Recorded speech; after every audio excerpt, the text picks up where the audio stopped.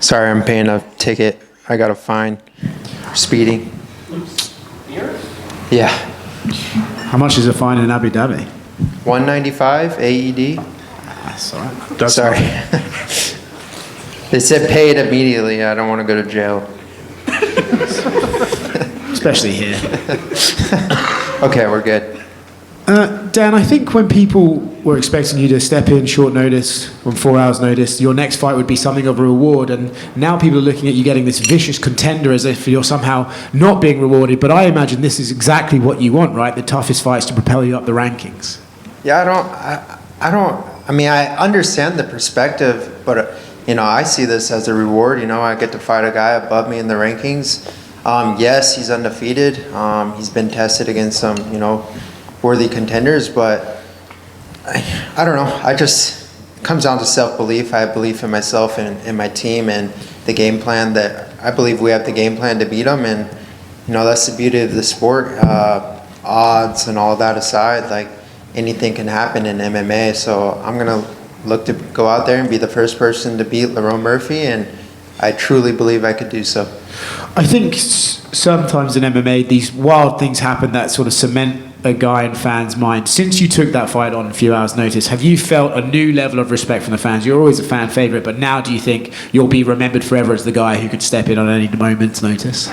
Definitely, to receive, the attention from the fans, the media, I definitely feel the love.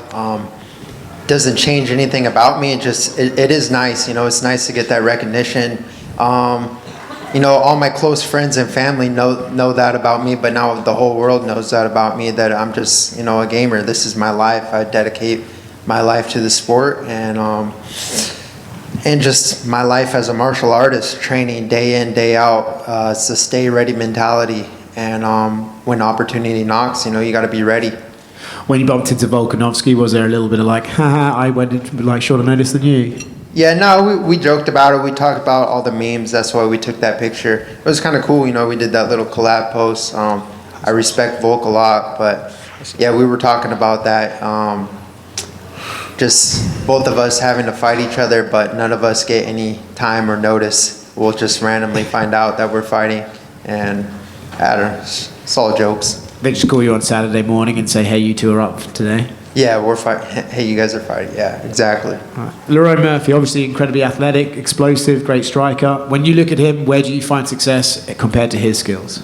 I believe we're pretty similar in a lot of ways as far as, our abilities to fight out of both stances. He's a little longer, a little more methodical with his movements and his feints. I definitely believe there's a pretty big power differential. I'm not going to go out there and, look to only land big power shots, but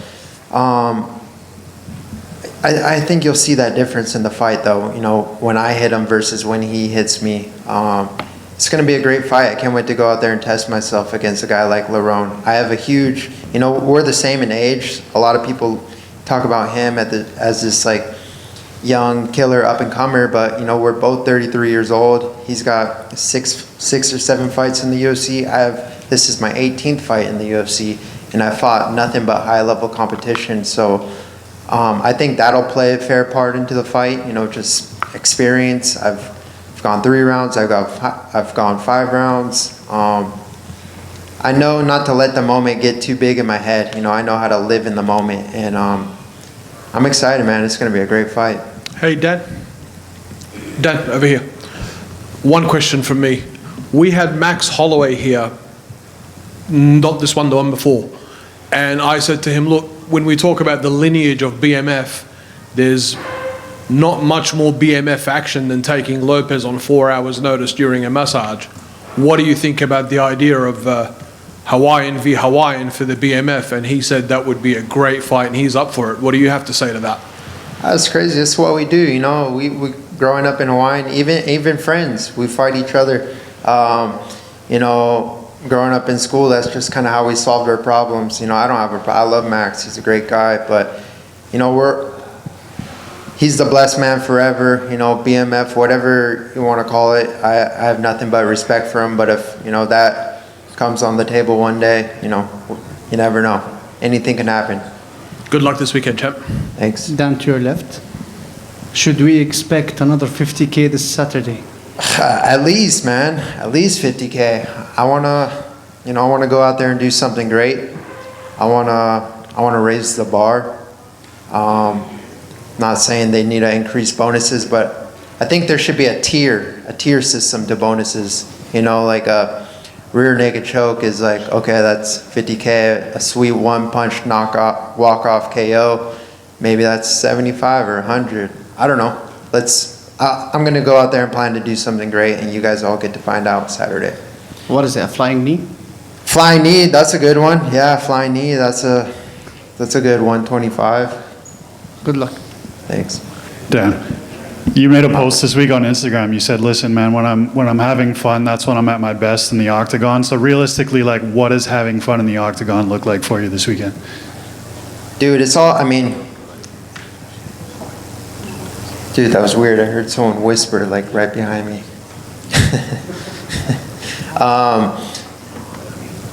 I think having fun is all about being in the moment. You look at my last fight, like taking that fight on short notice, there was no time to think about it. I was having fun. I was in the moment, and that's when I'm truly at my best. You know, last time out here in Abu Dhabi, I literally locked myself in a hotel room. I didn't leave, and all I thought about was, you know, killing my opponent. And it was Calvin Cater, and he was out there riding jet skis, going to Formula One tracks, and I'm just like, look at this guy, he's not even serious, he's not focused on the fight. And you know, over time, you learn to just truly embrace these moments and create memories with your team, with your family, and you know, that's what this is all about. I truly just feel I'm in a really good spot mentally. You know, I know how to embrace the moment. I know how to. I try to separate myself from the outcome as much as possible. As bad as I want to win, that's not what it's all about. It's about going out there and improving to myself. You know, that I am one of the best, and that I can be. I don't know. When you're not in the moment, you're not present. You're a little step behind. You know what I mean? So. I don't know, man. I'm just going to look to go out there and have some fun and shine and be my best. And then I know Diego's kind of here as the backup for the main event, but has there ever been any thought in the back of your mind, like, man, if anything were to happen to Lerone, like, is that invitation out there to Diego?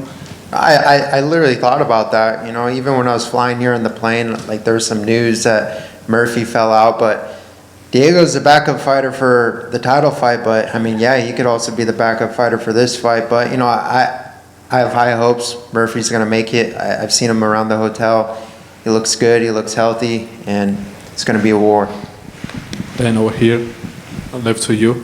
Hey, I wanna ask you about the Ilia Topuria. I'm not asking you about the outcome of the fight because you're gonna support your fellow Max Holloway, I'm pretty sure. But what do you think about Ilia, especially because? As far as I know, you were supposed to fight Ilia in 2022 at the end. At least that was the sources was talking about in the social media. And what do you think about Ilia? I mean, he's had a fast rise. I think he's really good. You know, he's a champ for a reason. I don't think there's any flukes. You know, people will say, well, you know, Volk fought too soon. No, he beat Volk, and he beat a lot of good guys on the way. He beat Emmett in a 5-round barn burner, and He's skilled, man. He can fight. He could take the fight anywhere, on the ground, on the feet, on the ground.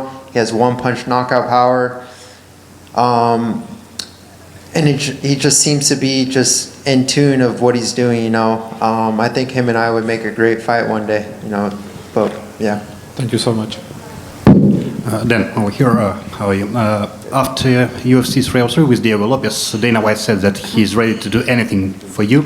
You respond that you want to fight at Noche UFC, so did you have any chance to fight in the Sphere, and are you disappointed that it didn't happen? You know, I wasn't too caught up on that. There was some small talks that night. You know, I talked to Sean Shelby in the back, and it all came down to matchups, right? You know, being a Mexican Independence Day, they wanted to fill the card with Mexicans, so I had to find a Mexican opponent.